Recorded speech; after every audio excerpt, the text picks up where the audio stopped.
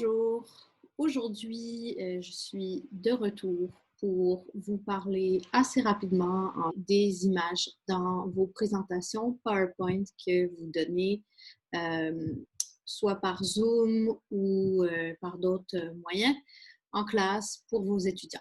Alors, je vais avoir trois petites sous-catégories aujourd'hui.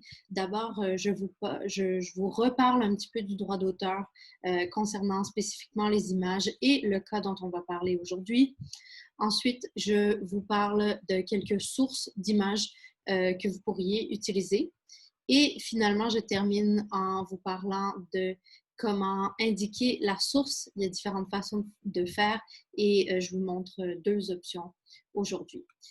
Donc, dans quel contexte est-ce que je vous parle aujourd'hui? Donc, c'est un contexte extrêmement spécifique. Donc, c'est l'utilisation d'images dans une présentation PowerPoint que vous allez soit diffuser via Zoom avec un contrôle au niveau des étudiants qui sont présents dans la classe Zoom ou par eCampus, donc également un contrôle au niveau de l'accès avec eCampus. Donc, ici, au niveau de l'utilisation équitable, on respecte l'exception de l'utilisation équitable avec la catégorie d'éducation. Il s'agit d'un environnement contrôlé, c'est-à-dire campus. Donc, ce que je vous dis en ce moment, ça ne s'appliquera pas si vous mettez votre PowerPoint sur un site web personnel qui serait accessible au public, par exemple. Ensuite, dans ce contexte-ci, on va utiliser les images seulement, les images soumises sous droit d'auteur lorsqu'elles sont nécessaires et que c'est une utilisation responsable, raisonnable. Donc, je vais vous montrer à quoi ça ressemble. Donc, je commence d'abord par parler des tableaux et des graphiques. Donc, au niveau des types d'images, je vais vous en présenter trois aujourd'hui. Donc, le premier, c'est les tableaux et les graphiques. En général, ce sont des tableaux et des graphiques qui vont provenir d'une source savante ou officielle. Et en général, il n'y a pas vraiment de solution de rechange à utiliser ce tableau, cette ressource-là. Par exemple, si vous utilisez un graphique qui est présent dans le manuel de cours et que les étudiants ont à lire ce chapitre-là, puis vous voulez en parler plus en détail, vous n'avez pas le choix d'utiliser le même tableau. Ça va nuire à l'apprentissage de l'étudiant si vous utilisez un tableau ou un graphique différent. Donc, à ce moment-là, on est tout à fait dans nos droits de reproduire l'image dans le PowerPoint sous utilisation équitable avec la catégorie éducation. On va simplement s'assurer d'indiquer la source et je vous en parle tout à l'heure de comment indiquer la source comme il faut pour ces tableaux et graphiques. Le deuxième cas de figure, ça va être une image, mais une image très spécifique que vous commentez dans le cadre de votre cours. Donc, je donne l'exemple de la photo de l'homme à Tiananmen. Si vous changez cette photo-là, vous prenez une autre photo, bien, ça va nuire à la compréhension du cours. Donc, encore une fois, c'est absolument nécessaire de reproduire cette image-là. Donc, on est absolument sous la condition d'utilisation équitable ici. Et c'est la même chose, on va absolument la reproduire. C'est dans l'utilisation équitable et on va indiquer la source. Maintenant, le troisième cas de figure, ça serait une image qui est utilisée non pas spécifiquement pour discuter de l'image, mais plutôt pour alléger votre présentation ou représenter un concept. Donc, je donne ici l'exemple d'une image qui représente le travail d'équipe. C'est pas une image sous droit d'auteur qui représente le travail d'équipe que vous avez besoin, c'est juste une image en général. Donc, vous pourriez, avec un petit peu de recherche, trouver une image qui soit libre de droit ou en Creative Commons, qui représente le travail d'équipe. Et cette image-là fera tout aussi bien l'affaire qu'une image qui est sujet au droit d'auteur. Donc, quand ce n'est pas absolument nécessaire d'utiliser l'image sous droit d'auteur, on va essayer plutôt d'utiliser une image qui est libre ou en Creative Commons. Et encore une fois, on va pouvoir reproduire l'image qui est libre ou en Creative Commons et on va indiquer la source et on va respecter la licence Creative Commons qui est apposée s'il y en a une. Maintenant, des exemples de sources d'images libres de droit. Je veux juste repasser un petit peu sur quand on devrait se limiter aux images libres. J'ai 3 exemples en plus ici. Donc, comme tout à l'heure, on parlait du travail d'équipe, c'est un concept abstrait qui peut être représenté par plusieurs différentes images. Ça ne nuit pas à la compréhension du cours d'utiliser un autre type d'image. Donc, par exemple, l'écoute, l'empathie, ce sont des exemples de concepts qui sont, oui, abstraits, mais qui sont assez souvent représentés par des images libres de droit ou en Creative Commons. Un autre exemple, ça serait un objet ou une personne type est générique. Donc, par exemple, une turbine éolienne où c'est pas important le modèle ou la sorte de turbine éolienne. Un brigadier scolaire, c'est pas important qui est ce brigadier scolaire, mais que ça représente l'idée des brigadiers scolaires en général. C'est pas important que ça soit le mont Fuji, il faut juste représenter une montagne. Bien, à ce moment-là, on va utiliser des images qui sont libres de droit. Ensuite, il y a des concepts communs, comme je donne ici des exemples, le cycle de l'eau, la pyramide de Maslow, la taxonomie de Bloom. Donc, des concepts qui ont été vus, exploités, discutés de façon très, très commune. Vous allez certainement trouver des personnes qui illustrent ces concepts-là avec des tableaux, des graphiques, des éléments visuels et qui ont mis leur contenu en Creative Commons. Donc, à ce moment-là, vous allez soit pouvoir l'adapter de l'anglais au français ou modifier des éléments ou tout simplement l'utiliser tel quel. Donc, dans tous ces cas-là, on va tenter d'utiliser des images libres de droit plutôt que des images qui sont sujets aux droits d'auteur. Donc, c'est un petit peu plus de travail, mais ça nous permet de vraiment respecter l'esprit de l'exception d'utilisation équitable. Quelques sources d'images du domaine public, donc c'est-à-dire qu'elles sont en CC0 ou qu'elles ont passé leur date de protection de droits d'auteur. Ici, je vous en donne quelques-uns, Pixabay, Pexel, Freestock et Morgfile.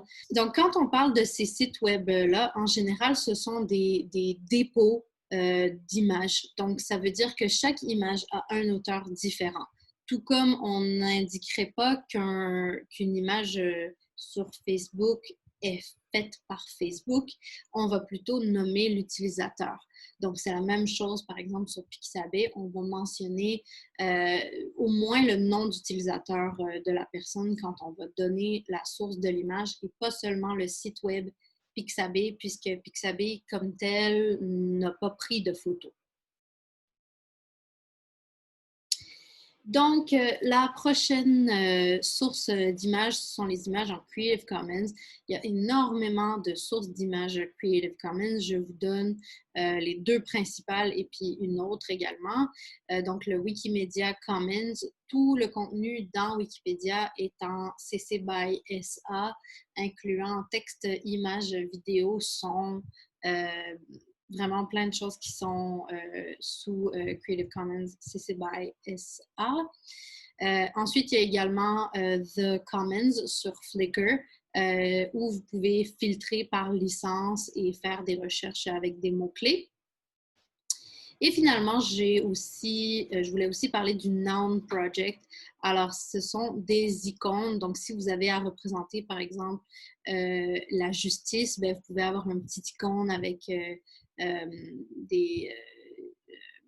une balance, par exemple. Donc, Noun Project, c'est en Creative Commons. Donc, vous allez pouvoir utiliser des petits icônes en autant que vous respectez la licence Creative Commons qui est apposée. Maintenant, la dernière partie qui est très, très importante. Donc, à chaque fois quand je vous ai parlé de quelque chose que vous avez le droit de faire, je vous ai toujours dit qu'il fallait également citer la source, indiquer la source.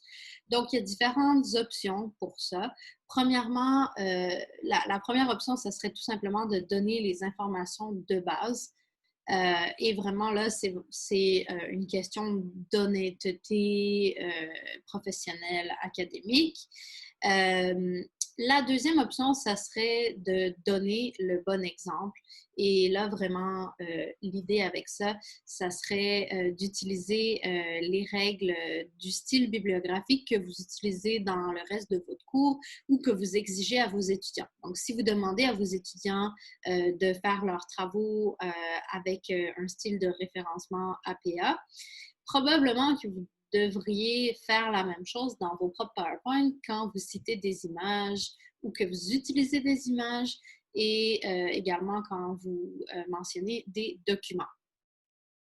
Donc, dans le cas, si vous voulez simplement indiquer la source, mais des fois, sur les sources d'images, vous allez voir ce que l'auteur veut que vous fassiez. Donc, parfois, ça va dire merci d'avoir téléchargé l'image.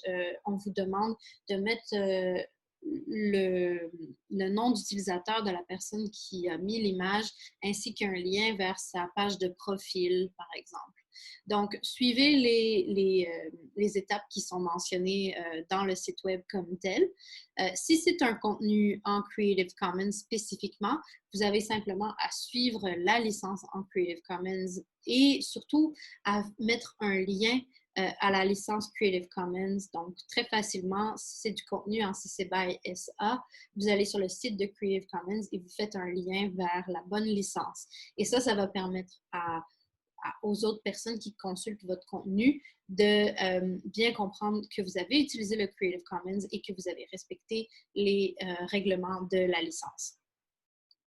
Dans le doute, s'il n'y a rien qui est mentionné, simplement que le contenu peut être réutilisé.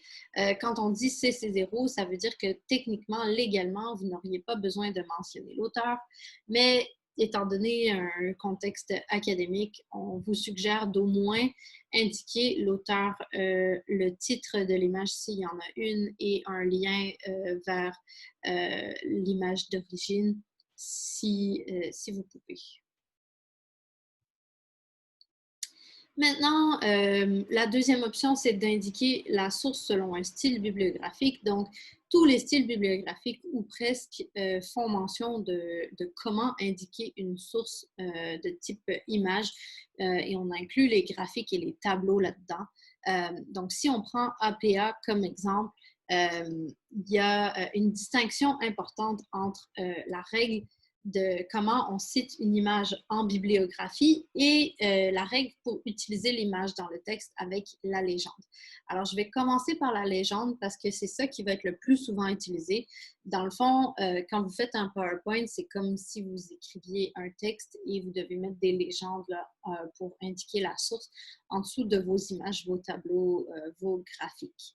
Donc, la légende, elle est un petit peu longue. Il y a 5 éléments qui doivent se retrouver dans la légende. Premièrement, vous devez avoir le mot figure en italique ainsi que le rang de l'image dans le texte. Donc, si c'est la première, vous mettez figure 1, comme vous voyez ici à l'écran. Ensuite, vous écrivez ou vous choisissez vous-même un titre, même s'il y a un titre à l'image. Donc, vous donnez votre propre titre et je l'ai nommé Nouvel An mouvementé à Manchester. Ensuite, on va donner la source de l'image et selon en fait, si vous trouvez l'image sur un site web, dans un livre ou autre, ça va changer comment vous faites cette partie-là. Donc là, j'ai donné l'exemple pour un site web. Et ensuite, on va mettre la mention de droit d'auteur. Donc, on va mettre un petit symbole de C, on va mettre la date et ensuite, on va mettre le par et on va mettre les personnes qui possèdent le droit d'auteur. Donc, moi, j'ai mis des crochets simplement pour dire que c'était des exemples et que il faut mettre la bonne date et les bons titulaires de droits d'auteur. La dernière chose, ça va être la mention d'autorisation de reproduire ou d'adapter l'image. Donc, dans la plupart des cas, ça va être reproduit sous l'exception de l'utilisation équitable ou reproduit grâce à une licence Creative Commons. Et là, vous allez donner le lien vers la licence. Voici un exemple de la légende qui serait en dessous de l'image de PowerPoint. Dans cet exemple-là, j'ai vraiment juste le contenu. Si vous suivez toutes les règles de l'APA, il y a également les règles de présentation, donc la taille du texte, les caractères et puis l'espacement entre les lignes vont être affectés par les normes de présentation d'APA. Si vous les utilisez, ce n'était pas mon cas pour cet exemple. Ensuite, si vous choisissez d'utiliser APA pour votre bibliographie et que vous voulez citer une image en bibliographie, mais pas nécessairement la mettre dans le texte. Donc ça, c'est pour si vous parlez d'une photographie ou d'une image, mais que vous n'allez pas la montrer dans votre PowerPoint ou votre texte.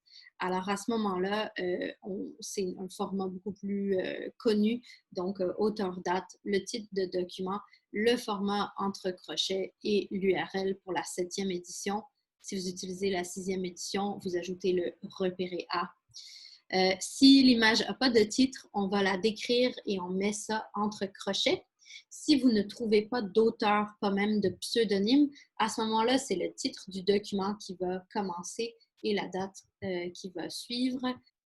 Et ici, on a un exemple de la même photo qui a été citée plutôt de style bibliographie dans une liste de références.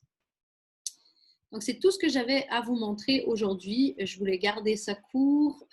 Donc, si vous avez des questions spécifiques, par exemple, si les sources d'images que je vous ai données, c'est pas assez spécialisé pour vous, j'ai une liste de banques d'images en sciences naturelles et en art que je peux vous partager au besoin.